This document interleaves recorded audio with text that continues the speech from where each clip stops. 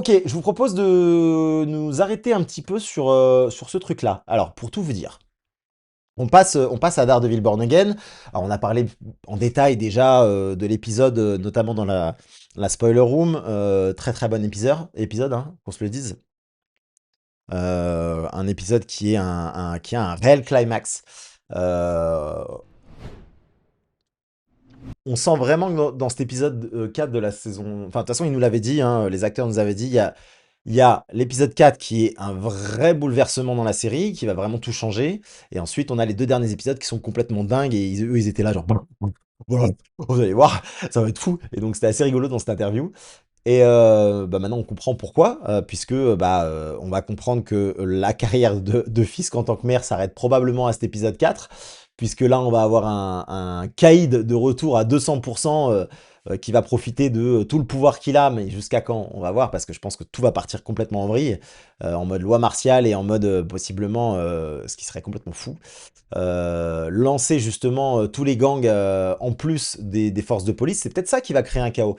C'est que peut-être que Fisk va, et ben en fait, en plus de sa task force, lancer tous ses contacts pour retrouver absolument Bullseye, et quitte à, pourquoi pas, faire affaire avec des mecs comme Tombstone, on sait pas, on sait pas. Euh, En vrai, sur la chaîne secondaire, tu pourrais faire des vidéos top des comics pour un perso. Oui, ouais, mais alors les gars, ça coûte de l'argent et ça prend du temps, hein, je veux bien, mais la chaîne secondaire, c'est principalement quand même des extraits de live. Et quand tu auras d'autres trucs, d'autres éléments que je veux pas mettre sur la chaîne principale, mais ça prend du temps, les amis. Et donc, qu'est-ce que je voulais dire? Oui, donc ça va être le moment. Je pense que là, on va tomber sur un fisc. Et donc, il y a eu cet élément qui est sorti. Alors, moi, le premier à l'avoir envoyé, c'est le poteau Julien de House of Marvel. Il nous l'envoie. On a une discussion qui s'appelle la OSEF Room, qui est par rapport à la Spoiler Room, qui est une discussion où on discute tous les quatre et on s'envoie des trucs. Et il nous avait envoyé ça en mode, moi, je dis, oh, t'es con. Arrête, Julien. Arrête tes conneries. Et en fait, je pensais qu'il avait fait un montage. Genre, je m'attendais pas du tout à ce qu'il y ait ce truc là, cette capture d'écran trop bizarre. Et en fait, ce moment-là, c'est le moment où on a du coup Daredevil qui sauve Bullseye d'un headshot de Fisk. Et excusez-moi. Et donc du coup, ils arrivent à sortir du bâtiment. Et sur une frame, on a cette image. Alors, il y a plein de gens qui se disent non, mais c'est pas possible, c'est juste une coïncidence. Alors, s'il n'y avait pas eu les yeux, ce serait une coïncidence. Là, on a l'intérieur du gymnase, cet angle-là très particulier qui nous montre aussi bien la vitre que eux qui s'en vont. Je vous le dis tout de suite, les gars, c'est fait exprès. Darius Cardapan, on a vu qu'il a le sens du détail. Darius Cardapan, c'est le showrunner, hein. Il a le sens du détail et en fait cet élément-là, il vient tout juste nous dire que ce qui vient de se passer à l'instant, alors vous savez, je ne sais pas si vous connaissez le Watcher, vous le connaissez probablement principalement de What If, mais le Watcher en gros a une place très importante dans l'univers Marvel, des comics en tout cas, puisque à chaque fois que le Watcher apparaît, il peut pas intervenir. Alors le problème c'est que Watu il a une tendance à intervenir, mais normalement les Watchers ils apparaissent dans le ciel ou quelque part, et c'est un moment charnière qui va bouleverser l'histoire des comics. Et donc ça arrive dans les grands événements, et quand le héros voit un Watcher, ils font «Oh merde, il va se passer quelque chose». Parce que le Watcher apparaît pour regarder un événement qui va tout changer. Et donc je pense... vous croyez on aura le Watcher dans Doomsday? Peut-être, peut-être. Mais je pense qu'en gros, alors, c'est sûrement un easter egg. On va pas commencer à se dire qu'ils ont mis des Watchers partout. C'est sûrement Scardapan qui a dû demander à Kevin Feige. Écoute, ce moment dans la série, il est charnière parce qu'il va tout changer. Est-ce que je peux caler une référence au Watcher? Et Kevin Feige a dû lui dire, ouais, vas-y. Et donc, du coup, je pense qu'ils ont mis cet élément-là en se disant, ça se trouve, personne va le voir. Des gens l'ont vu. Et quand on connaît la signification du Watcher, on peut se dire que ce moment-là précis dans le ring, avec ce qui s'est passé, d'ailleurs, on peut dire que c'est Fisk qui a provoqué ce moment, on va dire, eh bien, en fait, va tout changer pour la suite du MCU. Et possiblement, si on prend ce truc-là en compte, on peut se dire que, du coup, le fait que Fisk parte en vrille, chute, crée un chaos total dans New York qui mène à Brand New Day, qui mènera à une espèce de gang wars, possiblement, euh, est un élément qui va créer un effet boule de neige qui peut mener à Doomsday. Et en fait, c'est vrai que quand on regarde Doomsday, c'est la fin du multivers. Donc évidemment, on peut se dire qu'il y a un effet boule de neige qui commence maintenant. Je dis pas que le fait que le Caïd, bon, on peut tous dire, vous l'avez tous vu, le fait que le Caïd, en pétant la statue, ait plus ou moins tué Vanessa ou l'a rendu un légume ou avec des séquelles, séquelles cérébrales, ce que vous voulez, va faire que d'un seul coup, le multivers s'éteint, mais ça peut être ce moment précis, vous savez comment ça fonctionne, hein, les effets boule de neige, mais qui a créé ce truc-là. Voilà. Donc je trouve ça assez intéressant. On verra, je pense que les acteurs et les réalisateurs et tous ceux qui ont participé, vous savez, il y a un podcast derrière, je pense qu'ils vont en parler. Je pense qu'on aura un tweet, je pense qu'on aura un truc, n'importe quoi. Mais pourquoi moi je vois juste de l'opadière dans un gymnase? Mais parce que, ben oui, non, mais après tu peux voir ce que tu veux. C'est peut-être, enfin, ça se trouve c'est juste une, c'est juste une coïncidence et nous on réfléchit trop. Maintenant, moi je vous le dis, connaissant le showrunner, ce n'est pas une coïncidence. Voilà, je vous le dis, vous en faites ce que vous voulez. Simple pareidolie. Ah, c'est marrant, je connais pas du tout ce mot. Pareidolie, ça veut dire quoi? Une pareidolie est le processus qui consiste, face à des stimuli visuels ou auditifs, à tendre à reconnaître une forme familière dans un paysage, un nuage, de la fumée, une tache d'encre, etc. Une voix humaine dans un bruit, ou même des paroles, généralement dans sa propre langue, dans une chanson. Ok, ok, allez, vous pourrez le sortir en soirée. Est-ce que c'est pour vous une simple pareidolie? Non, non, mais après, je vois ce que vous dites, hein, ça se trouve, c'est rien, hein, mais la vitre qui est parfaitement brisée, pas une coïncidence. On est d'accord, on est d'accord. On est d'accord, ça fait vraiment le crâne, quoi. Je veux dire, il y a un moment, voilà. Bon, bref, on verra. Moi, je pense qu'il faut pas s'attarder là-dessus, hein. Il y a comme souvent, ils en font. Il y a une différence entre se dire, je pense que c'est voulu, et ça va tout changer. Je pense que c'est un clin d'œil, c'est assez marrant, et voilà, on va rester là-dessus sur cet élément-là. Mais vous, qu'est-ce que vous en avez pensé de cet épisode? Est-ce qu'il y en a là dans le chat qui n'aiment pas Daredevil Born Again saison 2? Je veux savoir pourquoi.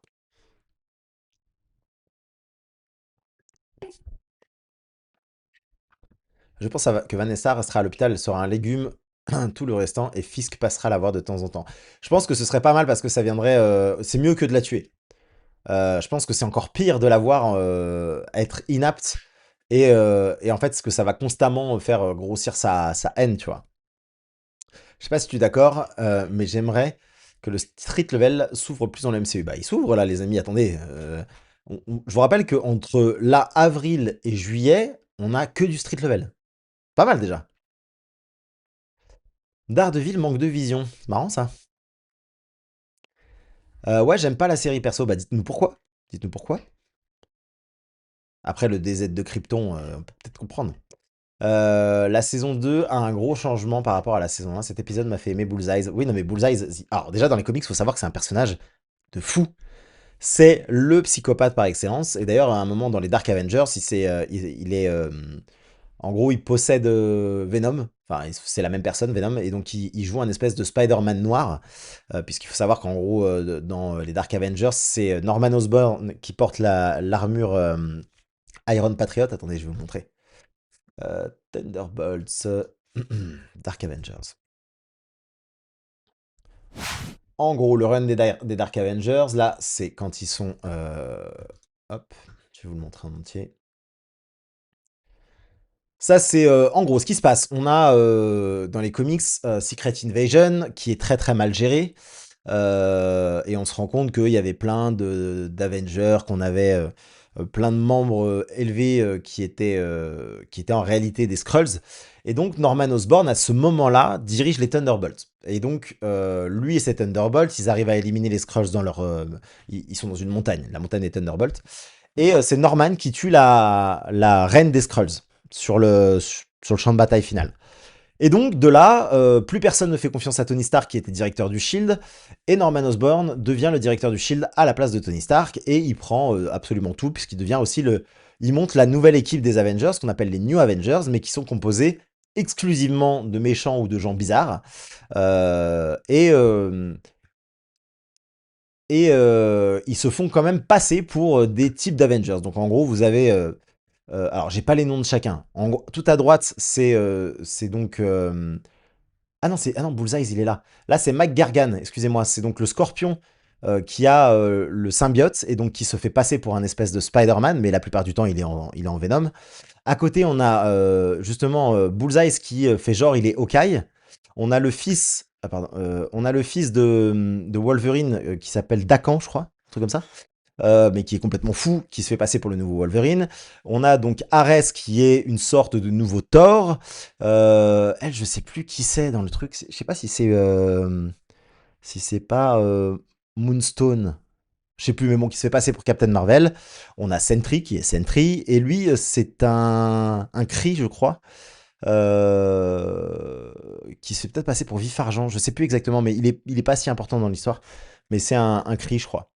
Euh, qui est pas méchant méchant pour le coup.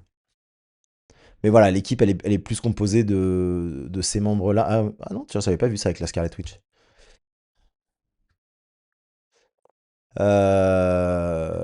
Voilà, voilà. Et donc on a Norman qui devient le leader de cette équipe. Sauf que c'est des fous furieux. Voilà, vous l'avez là, le Spider-Man qui est en fait Venom mais en mode Scorpion. C'est Opal pour Miss Marvel? Ah ouais, je me souvenais plus. Daken, en effet. Ok, ok, ouais, non, mais je vois ce que tu veux dire, DZ. C'est vrai que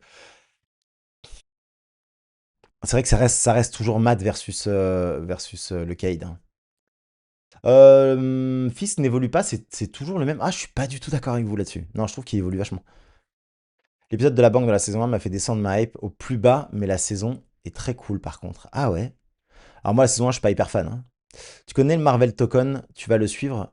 Attends, Marvel Token, c'est le jeu vidéo, non? Ouais, c'est ça. Est-ce que je vais le suivre? Bah, je vais peut-être y jouer un peu, on verra. Mais je suis pas très jeu de combat, donc on verra. Après, l'avantage des frères Russo, ils sont capables de tout recréer, une histoire à travers les comics juste. Bah, ça dépend, pas forcément à travers les comics, parce que les films qui sont adaptés, c'est des adaptations des comics. C'est pas vraiment du copier-coller aux comics. S'il y a le Dark Avengers un jour dans le MCU, tu vois qui dedans? Alors, moi, je vous l'ai dit, ils feront pas un Dark Avengers. Ils feront pas un Dark Avengers en tant que tel. Par contre, je vois dans Secret Wars, et ça, ah oui, mais je vous l'ai pas dit, enfin, je l'ai dit un peu dans la spoiler room, mais ça fait partie de ma vidéo qui sort dimanche. Très très bonne vidéo dimanche. Faut pas la rater, hein.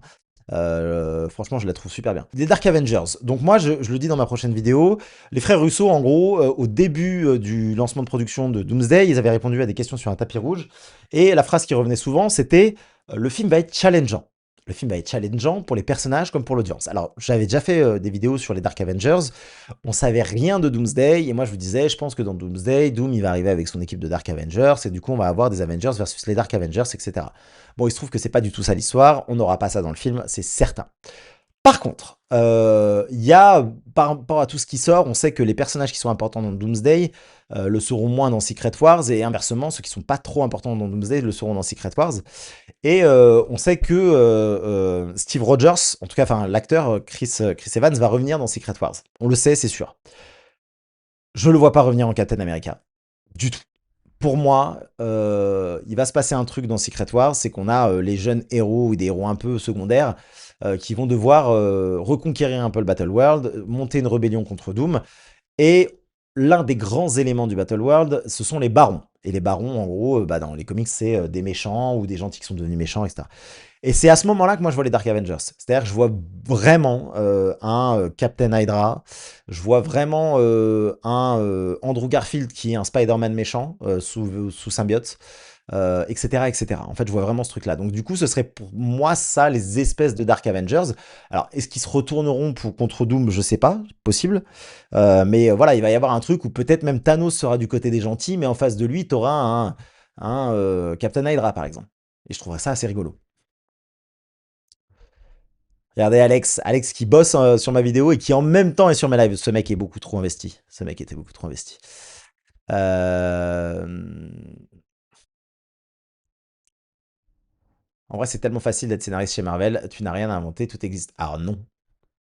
Et puis visiblement non, non, parce que ce qui se passe dans les comics est très comics. Enfin, je veux dire, quand vous allez lire des comics, il y a des histoires qui sont ultra intéressantes, mais ça reste des histoires tirées, qui doivent être comprises par tous, etc. On n'a pas les mêmes enjeux sur les films.